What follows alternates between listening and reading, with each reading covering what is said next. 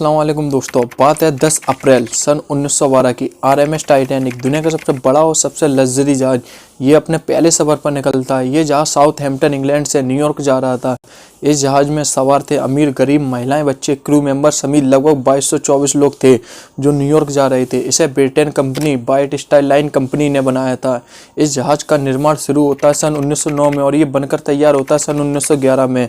इसे बनाने में पूरे 2 साल लग गए। इस जहाज की लंबाई लगभग 269 मीटर थी। इस जहाज में 2200 से ज़्यादा लोग आ जाते थे।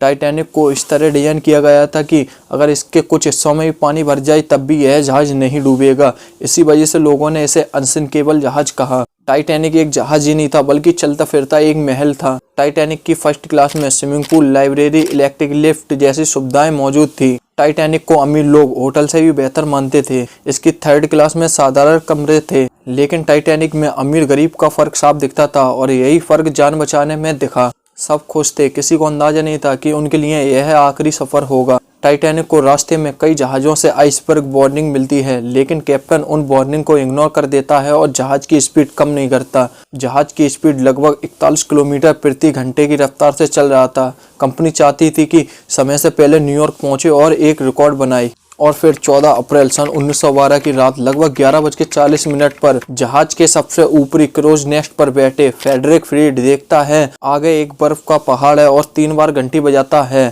यह सुनते ही जहाज पर मौजूद अफसरों ने तुरंत आदेश दिया, जहाज को रिवर्स में लो ताकि जहाज की रफ्तार कम हो। साथ ही स्टीयरिंग घुमाया गया और जहाज को मोड़ने की कोशिश की गई, लेकिन समस्या थी, इंजन रिवर्स में जाने से जहाज की रफ्तार तो घटी लेकिन मोड़ने की जो क्षमता थी वो भी कम हो गई। इतना बड़ा जहाज इतनी जल्दी नहीं मुड़ सका और बर्फ के पहाड़ ने जहाज के दाहिने हिस्से को चीर दिया। टाइटैनिक में 16 कंपार्टमेंट थे।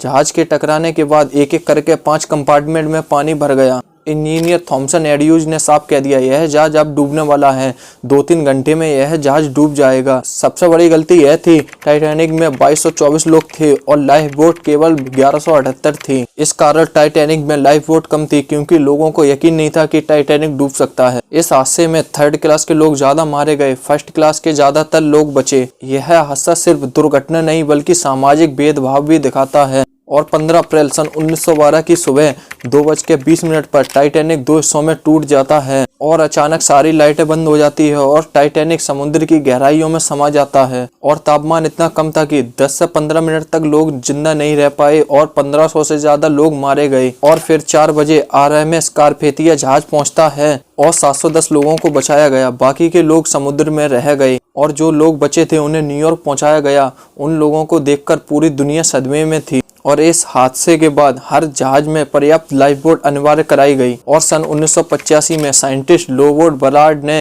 टाइटैनिक के मलबे को अटलांटिक ओशन में खोज निकाला। आज भी टाइटैनिक समुद्र की गहराइयों में एक खामोश कब्र की तरह पड़ा है। टाइटैनिक एक जहाज ही नहीं था बल्कि इंसानी घमंड था जो हमें यह सिखाता है कि प्रकृति के सामने इंसान कुछ भी नहीं। अगर वीडियो पसंद आया है तो लाइक कीजिए और चैनल को सब्सक्राइब कीजिए और ज़्यादा से ज़्यादा वीडियो शेयर कीजिए। अस्सलाम वालेकुम भाई।